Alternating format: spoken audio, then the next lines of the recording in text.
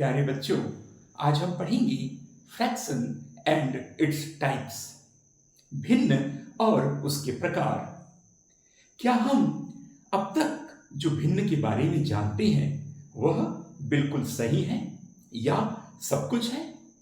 इसका उत्तर तो आप स्वयं इस वीडियो के आखिर में दे पाएंगे। परीक्षाओं में काफी प्रश्न फ्रैक्शन और इसके प्रकार से आते हैं। यदि हम फ्रैक्शन को अच्छे से पढ़ लें, जान लें, तो निश्चित तौर पर ही उन क्वेश्चन को हम बहुत ही आसानी से बना पाएंगे। तो आज के इस वीडियो में आपको फ्रैक्शन और उसके प्रकार पर पूरी जानकारी मिलेगी।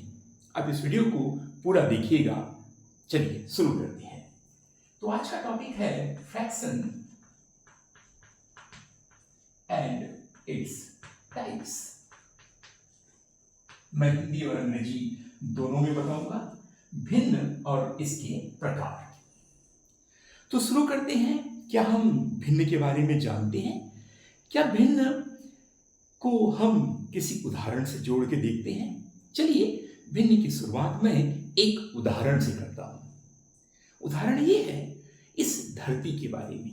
जैसा कि आप जानते हैं यह धरती है और ये भी आप सभी को मालूम है कि धरती को यदि हम 4 भागों में बांट दें तो आपको मालूम है, कहा जाता है कि 3/4 इसमें पानी है, मतलब ये पानी है, और ये कहा जाता है कि इसमें 1/4 या 1/4 जमीन है। तो जब हम धरती को ये कहते हैं कि 3/4 इसमें पानी है और 1/4 इसमें क्या है, जमीन है, तो क्या हमें समझ आता है कि 3/4 का मतलब क्या? आप कहेंगे 75%, यानी आपने भिन्न को प्रतिशत से जोड़ दिया। क्या आप किसी और तरीके से समझा पाएंगे कि 3/4 का वास्तव में क्या अर्थ होता है? आपने प्रतिशत कहा, वह तो एक दूसरा निरूपण हो गया, यानी पढ़ाया जा रहा है यहां पर भिन्न के बारे में, लेकिन आप इसी भिन्न को सीधा उठाकर कहां ले गए, प्रतिशत में ले गए। बिल्कुल वैसा ही जो बचा है, अगर 75% पानी है तो 25% क्या होगा, जमीन होगा। यानी हम भिन्न को प्रतिशत से जोड़कर देख रहे हैं। तो क्या भिन्न को प्रतिशत से जोड़कर ही पढ़ा जाता है? क्या हम अलग से भिन्न को नहीं पढ़ सकते? ऐसे ही ढेर सारे प्रश्न हो सकते हैं। इसलिए मैंने कहा शुरू में कि क्या हम भिन्न के बारे में जो जानते हैं वह बिल्कुल सही है या सब कुछ है? चलिए उत्तर अब मिलता है। तो भिन्न को जानने के लिए हम इसकी भिन्न की परिभाषा शुरू करते हैं कि भिन्न आखिर क्या है, इसकी परिभाषा क्या है। तो जब भी मैं फ्रैक्शन की बात करता हूं तो इसे परिभाषित किया जाता है कैसा, पार्ट ऑफ अ होल। अब मैं इसे अंग्रेजी में कहा, फ्रैक्शन का मतलब होता है पार्ट, जिसे हम कहेंगे कि अंश, ठीक, और ए होल। होल का मतलब पूर्ण, तो हिंदी में थोड़ा उल्टा हो जाता है, इसका मतलब होगा पूर्ण। तो आप समझ रहे हैं कि यह पूर्ण है, मतलब पूरी धरती को समझ लीजिए वह पूर्ण है। और अंश, अंश का मतलब कुछ हिस्सा पानी, कुछ हिस्सा जमीन। तो आप जमीन और पानी को अंश समझ लीजिए, पार्ट समझ लीजिए। यानी हिंदी में जब ये लिखा जाएगा पार्ट ऑफ ए होल, को लिखा जाएगा पूर्ण का अंश, पूर्ण का एक अंश, पूर्ण का अंश, जिसे हम सामान्य तौर पर ये कह देते हैं कि भिन्न का मतलब हम इसे कह देते हैं अंश बटा हर, और अंग्रेजी में यह कहा जाता है न्यूमरेटर बटा डिनोमिनेटर, या n/d हम शॉर्टकट में कह सकते हैं। तो इतनी जानकारी तो आपको भिन्न के बारे में पहले से थी या रही होगी या नहीं होगी, तो कोई बात नहीं। आप यहाँ पर फ्रैक्शन को इस तरीके से आप देख सकते हैं कि यह पार्ट ऑफ ए होल होगा, यानी होल यानी पूर्ण दिया गया होगा उसका एक अंश के बारे में हम बात कर रहे हैं। इसे हिंदी में कहेंगे पूर्ण का एक अंश के बारे में बात किया जा रहा है। फिर हम इसे लिख देते हैं अंश बटा हर या न्यूमेरेटर बटा डिनोमिनेटर। अंग्रेजी में हम इसे न्यूमेरेटर और डिनोमिनेटर कह देते हैं। तो क्या फ्रैक्शन की इतनी परिभाषा काफी है? क्या हमें फ्रैक्शन पूरा समझ आ गया? ना ना, बिल्कुल नहीं, अभी तो ये शुरुआत है। अब देखिए आगे क्या होता है। और जब हम इसको निरूपित करने की बात करते हैं तो यहाँ पर तो बहुत सारी चीजें आपने देख लिया। यहाँ पर अंश भी आ गया, हर भी आ गया, लेकिन इसका निरूपण नहीं आया। तो जब भी कभी हम इसको रिप्रेजेंट करते हैं यानी निरूपित करते हैं तो कैसे करेंगे भाई? हमने देखा होगा, जैसे मैंने अभी लिखा 3/4, तो 3/4 से शुरू करता हूं मैं। 3/4 मैं ऐसा लिख दिया, या इसी को मैं लिख सकता हूं 3, ये देखिए एक साथ है लगभग, ये देखिए 3 और 4 एक लाइन में है। अब मैं थोड़ा सा ऊपर लिख दिया 3 और 4, ऐसा भी लिखते हैं, या मैं लिख दिया 3/4। तो आप देख सकते हैं फ्रैक्शन को हम या तो ऐसा लिखें तो भी सही, ऐसा भी लिखा जा सकता है और ऐसा भी लिखा जा सकता है। तो जब भी आप इस रूप में देखें तो ये समझ लें कि यह फ्रैक्शन है। लेकिन फिर से मैं एक प्रश्न कहूंगा, मैंने फिर से शुरू में ही कहा था, क्या हम जो जानते हैं वह सही है या बिल्कुल सही है? तो चलिए आपको एक प्रश्न देता हूं जिसका उत्तर हम बाद में डिस्कस करेंगे। क्या मैं इन सभी को ऐसा लिख सकता हूं 3/4? क्या मैं ऐसा लिख सकता हूं? बस आपको यही बताना है। तो क्या मैं इसको 3, ये भाग का चिन्ह है, 3/4 या 3 इज डिवाइडेड बाई 4, क्या मैं ऐसा लिख सकता हूं? यह मैंने प्रश्नवाचक चिन्ह लगा दिया। और यदि मैं लिख सकता हूं तो हम ऐसा क्यों लिख रहे हैं, इसका कारण क्या है, यह भी आपको बताना होगा।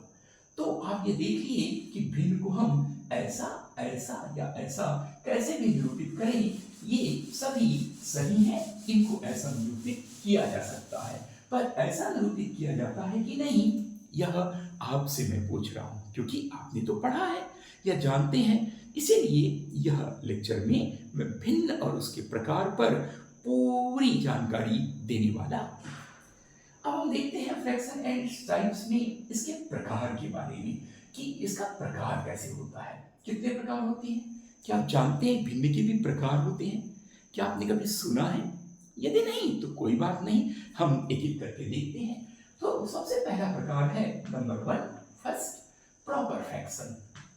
इसको हम प्रॉपर या हिंदी में उपयुक्त भिन्न कहते हैं। उपयुक्त यानी बिल्कुल प्रॉपर। तो प्रॉपर भिन्न कभी सुना है आपने? और यदि नहीं तो चलिए हम देखते हैं कि प्रॉपर भिन्न किसे कहते हैं और कब कहते हैं। तो देखिए, जब मैं लिखता हूं 1/2 लिखता हूं, या 3/4 लिखता हूं, या 5/6 लिखता हूं, तो आपने देखा यहां पर भिन्न को मैंने 1/2 लिखा, 3/4 लिखा या 5/6 लिखा। अब भाई ये तो भिन्न आपको पहले से मालूम है, लेकिन क्या हम इसे प्रॉपर कहते हैं, ये मालूम था। और यदि इसे हम प्रॉपर कहते हैं तो उसको प्रॉपर कहने का कारण क्या है, किस कारण से हम इसे प्रॉपर कहते हैं, ये भी जानना जरूरी है, यानी यह उपयुक्त भिन्न कहलाएगा। तो चलिए मैं आपको बताता हूं। आप यहां जानते हैं कि ये अंश, अब ये अंश और ये हर, इन सभी में आप ध्यान दीजिएगा कि क्या ध्यान देने हैं यहाँ पर। इन सभी में आप जब ध्यान देंगे तो आपको एक चीज गौर करेंगे कि यहाँ पर जो अंश है, अंश यानी जो न्यूमेरेटर है वो छोटा है, किससे? डिनोमिनेटर से। यानी इसका जो उत्तर होगा क्या होगा आप देख सकते हैं, जब छोटा है तो निश्चित तौर पर इसका उत्तर डेसिमल में आएगा। पर आप ध्यान से देखिए कि यहाँ पर n जो न्यूमेरेटर है वह डिनोमिनेटर से छोटा है। और जब भी ऐसा हो, यही भिन्न की या फ्रैक्शन की वास्तविक परिभाषा है। प्रॉपर डेफिनेशन है, क्योंकि यही भिन्न का वास्तविक रूप है, proper form of a fraction. तो आप समझ गए होंगे प्रॉपर फॉर्म ये है। अब हम दूसरे में आ जाते हैं, तो ये हो जाएगा इम्प्रॉपर। इम्प्रॉपर यानी पहला होगा उपयुक्त भिन्न और ये होगा अनुपयुक्त भिन्न, इम्प्रॉपर। पर निश्चित तौर पर ये भिन्न होगा जरूर, लेकिन प्रॉपर नहीं होगा, इम्प्रॉपर होगा। तो क्या आप गेस कर सकते हैं? क्योंकि यदि आप इस वीडियो को देखेंगे तो निश्चित तौर पर आपको यह पूरी तरह से अच्छे से समझ आएगा, फिर और कभी पढ़ने की कोई जरूरत नहीं होगी। तो चलिए हम शुरू करते हैं इम्प्रॉपर।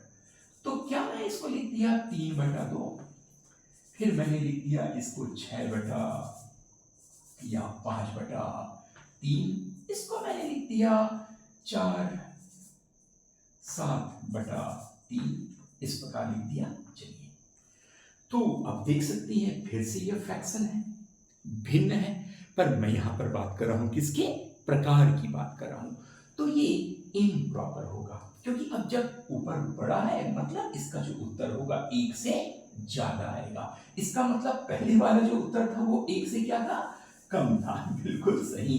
तो आप देखिए इसके कैरेक्टरिस्टिक्स को भी मैं बताते चल रहा हूं, इसके अभिलक्षण और गुणधर्म को भी मैं बताते चल रहा हूं, ताकि आपको याद रखने में कोई दिक्कत ना हो। क्योंकि आपको एप्पल यदि मैं कहता हूं तो एप्पल का फल भी दिखाता हूं, जिससे कि हम एप्पल शब्द को, उस फल को देख के समझ सकें कि हम यहाँ पर किसकी बात कर रहे हैं। तो आप देख सकते हैं कि यहाँ पर जो न्यूमरेटर है वह बड़ा है डिनोमिनेटर से, यानी जो अंश है वह हर से बड़ा है, अंश बड़ा है हर से। 7 बड़ा है 3 से, 5 बड़ा है 3 से और 3 बड़ा है 2 से। तो ये भी आपको समझ आ गया कि, लेकिन फिर से मेरा प्रश्न है, क्या आप ये जानते थे कि इसे इम्प्रॉपर फ्रैक्शन कहते हैं? बस यही आपको बाकी प्रतियोगियों से अलग करेगा। तो इसे हम इम्प्रॉपर फ्रैक्शन कहते हैं, जहां पर न्यूमरेटर जो होगा, अंश होगा, वो हर से बड़ा होगा। क्या हम किसी तीसरे प्रकार के बारे में बात कर सकते हैं? Does there exist any third type? Absolutely, बिल्कुल तीसरा प्रकार भी होगा। तो चलिए तीसरा को मैं उदाहरण से बताता हूं। ये 3 1/2 या 6 5/3, ये तो आप देख सकते हैं। क्या आपने कभी ये देखा है? और क्या आप जानते हैं कि इसे हम क्या कहते हैं, फ्रैक्शन ही कहते हैं? क्या हम ये जानते हैं कि ये फ्रैक्शन ही है? और आप कहेंगे भाई हम दोनों को गुणा करके 3 दूनी 6 और 1 7/2 कर देंगे, 6 3 18 और 5 23/3 कर देंगे। आप बोलेंगे ऐसा कर कर हम उसको अंश और हर के रूप में लिख सकते हैं। तो फिर से मेरा एक प्रश्न होगा, क्या आप ऐसा करते हैं तो क्या वो सही है? क्या हम उसको वैसा कर सकते हैं? क्या आप इसको 3 दूनी 6 7/2 लिख सकते हैं? क्वेश्चन मार्क है। क्या आप 6 3 18 और 5 23/3 लिख सकते हैं? क्वेश्चन मार्क है। मैंने पहले ही कहा, भिन्न और उसके प्रकार पर यह वीडियो सबसे बेस्ट वीडियो होगा। कारण यह है कि आप जितना जानते हैं उस जानने पर भी मैं प्रश्न चिन्ह लगा रहा हूं, और हर एक स्टेप पर मैं आपको क्वेश्चन भी बता रहा हूं कि जो भाई इसके पहले था 1/2 वाला था, उसको मैं भाग के रूप में लिखा, तो पूछा आपसे कि क्या वैसा लिख सकते हैं? फिर से मेरा प्रश्न है कि क्या हम ऐसा लिख सकते हैं? और यदि हम ऐसा लिख सकते हैं तो ऐसा क्यों लिख सकते हैं? आप कहेंगे हाँ, तो आपको कारण बताना होगा, ना कहेंगे तो भी कारण बताना होगा। ये प्रश्न आपके लिए है।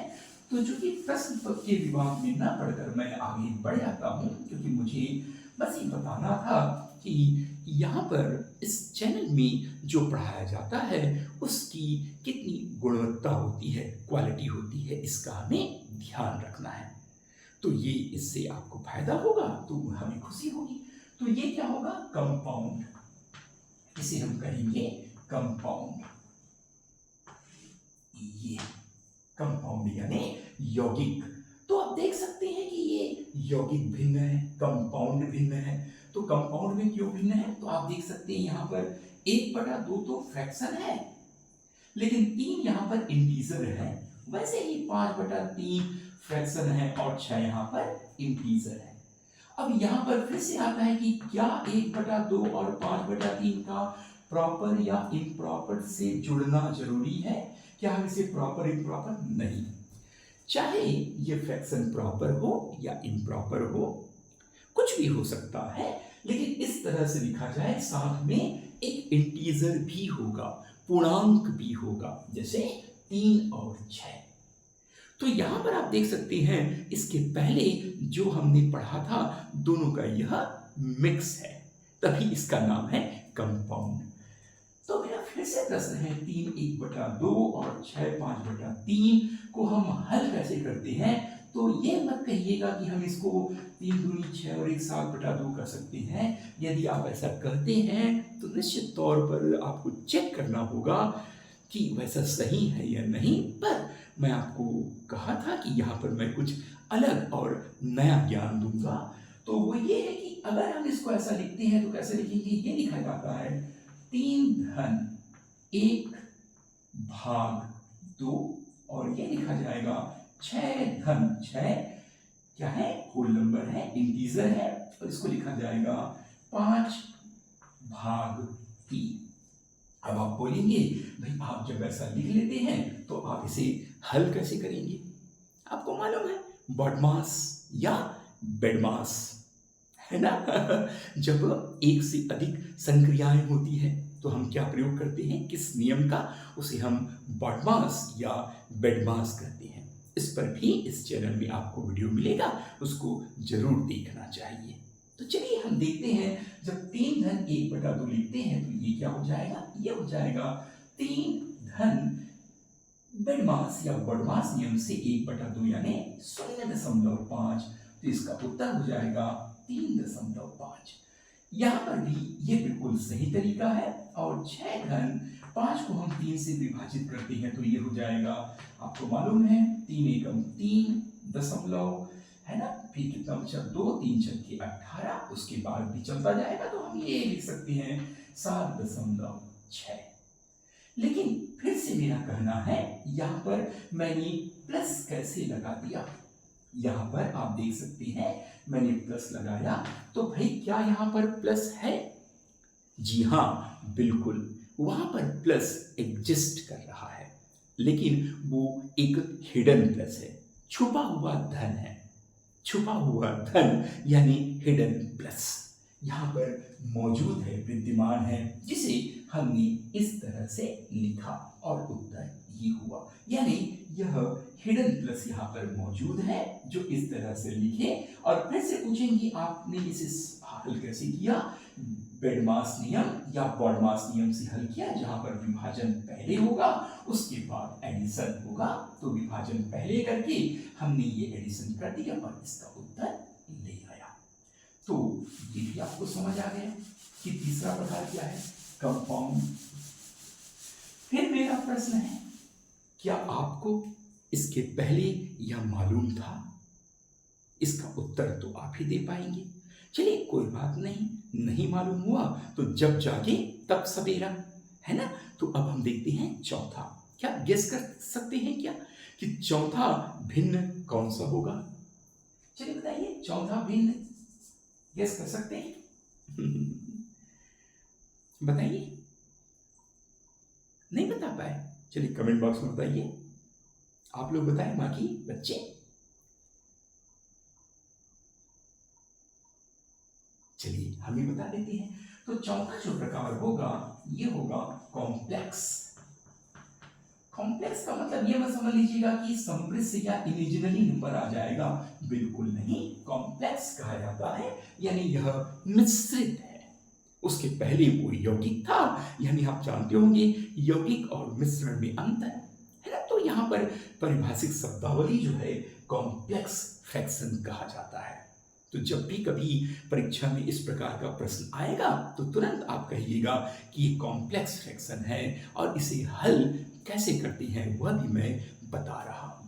चलिए इसका उदाहरण देता हूं। कभी आपने देखा है 3 1/2/4 7 3/4/2/3। कभी आपने देखा है या सिर्फ 2 ही कर देते हैं? ये चलिए ये 2 कर दिए। कभी आपने देखा है इस प्रकार का भिन्न या फ्रैक्शन? यदि हाँ तो कमेंट बॉक्स में बताइए कहाँ और यह क्या है और इसे हम सॉल्व कैसे करते हैं, सिंप्लीफाई कैसे करते हैं। तो जब इस प्रकार का भिन्न दिखेगा तो यहाँ पर क्या देख रहे हैं आप लोग? फ्रैक्शन के अंदर एक और फ्रैक्शन है, यानी भिन्न के भीतर और भिन्न। ये भिन्न तो है ही, लेकिन भिन्न के अंदर एक और भिन्न बैठा हुआ है भाई। यहाँ पर भी भिन्न तो है, अंश और हर, ऊपर से भिन्न के ऊपर अंश में एक और भिन्न, यानी भिन्न के अंदर एक और भिन्न है, भिन्न में ही भिन्न समाहित है, यानी भिन्न में ही भिन्न छुपा हुआ है या घुसा हुआ है। तो अब हम इसे हल कैसे करेंगे? तो यहां पर फिर से मैं बता रहा हूं, जैसे अभी हमने BODMAS नियम से हल किया, बिल्कुल इसे भी हम किस BODMAS नियम से ही हल करेंगे। कैसे करेंगे आपको मालूम है। 3 मैं हिंट देता हूं, धन, यहां पर धन छुपा हुआ है, हिडन सम, हिडन प्लस यहां छुपा हुआ है, हमने लिख दिया। उसके बाद हम क्या करेंगे, चाहे तो ब्रैकेट लगा सकते हैं क्योंकि एक ही भिन्न है, तो ये आप देख सकते हैं 1/2 और इसकी जगह हम लगाएंगे भाग का चिन्ह और ये लगाएंगे 4। इसे और भी सरल किया जा सकता है, 3 धन। अब 1/2 को हम क्या करेंगे, अब फिर से बताइए आप लोग, यह 1/2 है तो क्या फिर 1 को 2 से डिवाइड करके हम यहाँ इंटीजर में वैल्यू लिखें या डेसिमल में वैल्यू लिखें, या फिर से आपको यहाँ पर लगाना है BODMAS नियम। इसलिए मैंने कहा कि इस वीडियो में BODMAS नियम का बहुत प्रयोग होगा और मैंने बार बार कहा कि क्या इससे पहले जो आप जानते थे वह बिल्कुल सही है या सब कुछ है, इसका उत्तर आप आखिरी में दीजिएगा। तो इसे भी मैंने यहाँ तक खोल दिया है और उसके बाद प्रश्नवाचक चिन्ह लगा दिया है, क्योंकि भिन्न काफी आसान है, फ्रैक्शन काफी सरल है, क्योंकि आप पहले से पढ़े हुए हैं। यदि पहले से पढ़े हुए हैं और मुझे लगता कि इसे बताने की जरूरत नहीं होती तो मैं अपना कीमती समय और अनुभव यहाँ क्यों दे रहा होता। निश्चित तौर पर मुझे मालूम है कि कहीं न कहीं कुछ गैप्स हैं, इसीलिए मुझे यह वीडियो बनाना पड़ रहा है, जिससे कि आपको कहीं कोई दिक्कत न हो। तो हम देख सकते हैं कि यह इस प्रकार का भिन्न, जब भिन्न के भीतर फिर से भिन्न हो तो यह कॉम्प्लेक्स फ्रैक्शन कहलाता है। क्या आपको लगता है कि यह 4 पूरा हो गया, कंप्लीट हो गया पूरा, अब कोई अगला नहीं होगा? और यदि अगला है तो चलिए गेस करके बताइए क्या होगा अगला? कि हो गया बस, हाँ ना, 5, ये बिल्कुल 5। तो 5वां है वो बड़ा इंटरेस्टिंग है, इसको बोलते हैं इक्विवेलेंट। इक्विवेलेंट, इक्विवेलेंट यानी क्या कहेंगे हिंदी में, इसे कहेंगे समकक्ष या समान, समकक्ष या समान या बराबर भिन्न। अब आप बोलेंगे बराबर भिन्न ये क्या होता है भाई? तभी तो मैंने कहा था कि क्या आप जो भिन्न के बारे में जानते हैं वह पूरा है या पूरा सही है। तो चलिए हम देखते हैं, यदि हम लिखते हैं 1/2 लिखते हैं या लिखते हैं 2/4। अब आप देख सकते हैं ये भी भिन्न है और ये भी भिन्न है, यहाँ पर दोनों क्या है, फ्रैक्शन है।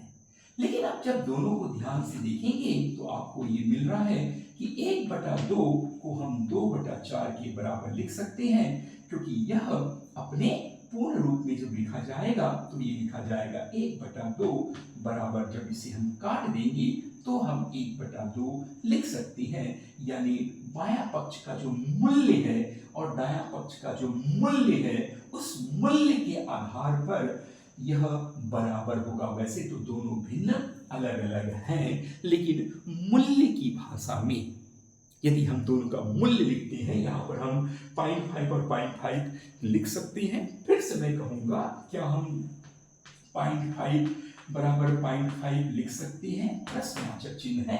बिल्कुल नहीं लिख सकते यदि भिन्न के बारे में बात कर रहे हैं। आप उसको समझिए, वो आपका हिडन और अंडरस्टूड है कि उसका मान बराबर है। इसका मतलब ये नहीं कि एप्पल को आप ऑरेंज कर दें। भाई ऑरेंज एप्पल जैसा दिख रहा है, ऑरेंज और एप्पल की तुलना हो ही नहीं सकती। दोनों की प्रजातियां अलग हैं, दोनों का गुणधर्म अलग है। तो यह डेसिमल संख्या है और यह डेसिमल संख्या है, और मैं यहाँ पर पढ़ा रहा हूँ फ्रैक्शन के बारे में, भिन्न के बारे में। तो आपको फिर से देखना पड़ेगा कि फ्रैक्शन और भिन्न और दशमलव में कोई अंतर है या नहीं, या सब समान है। एक दूसरे में सभी रूपांतरित जरूर हो रहे हैं, लेकिन रूपांतरित होने के भी पहले आपको कुछ नियमों का ध्यान रखना पड़ेगा। फिर से ये क्वेश्चन मार्क मैंने लगा दिया। तो आप देखिए कि इस प्रकार के जो भिन्न होंगे, फ्रैक्शन होंगे, उसे हम इक्विवेलेंट कहते हैं, क्योंकि 1/2 और 2/4 क्या है? Are the equivalent fractions. क्यों ये है? क्योंकि इनका मान बराबर है, मूल्य बराबर है, किंतु भिन्न दोनों अलग अलग हैं, लेकिन मान बराबर होने के कारण यह समान भिन्न या इक्विवेलेंट फ्रैक्शन कहे जा रहे हैं। क्या छठवां, ये तो पांचवा हो गया भाई, क्या छठवां की संभावना है? नहीं, बिल्कुल ये कंप्लीट हो गया। तो आपने देखा कि कुल भिन्न के 5 प्रकार होते हैं, और इन भिन्न के 5 प्रकार को अलग अलग तरीके से हल किया जाता है। अगला जो वीडियो होगा, मैं बताऊंगा कि इस प्रकार के भिन्न को हल हम कैसे करेंगे, और आपके जो कमेंट में जो उत्तर आएगा कि हाँ यार, हम तो जानते थे भिन्न के बारे में ये सब, लेकिन वो तो अधूरा था या बिल्कुल सही नहीं था। बस यही हमें ज्ञात होना है कि हम जो जान रहे हैं कहीं उसमें कुछ कमी तो नहीं है, और यदि है तो उस कमी को पूरा करने के लिए हम मिलकर काम करेंगे। तो यही था भिन्न और उसका प्रकार पर यह वीडियो। आशा है यह आपको अच्छा लगा होगा, और किस विषय पर ऐसी आधी अधूरी जो जानकारी होती है उसको पूरा करने में हम मदद कर सकते हैं, कमेंट बॉक्स में ज़रूर बताइएगा, ताकि हम अगला लेक्चर उस पर बनाएं और बहुत ही क्वालिटेटिव लेक्चर बने। बड़ा ही क्वांटिटेटिव क्वेश्चंस हो सकते हैं, क्वांटिटेटिव टॉपिक्स हो सकता है, लेकिन उस पर जो डिलीवरी होगी वह क्वालिटेटिव होगा। प्यारे बच्चों, मुझे उम्मीद है कि आप यह समझे होंगे और मेरे प्रश्नों पर भी आप विचार करेंगे। Thank you.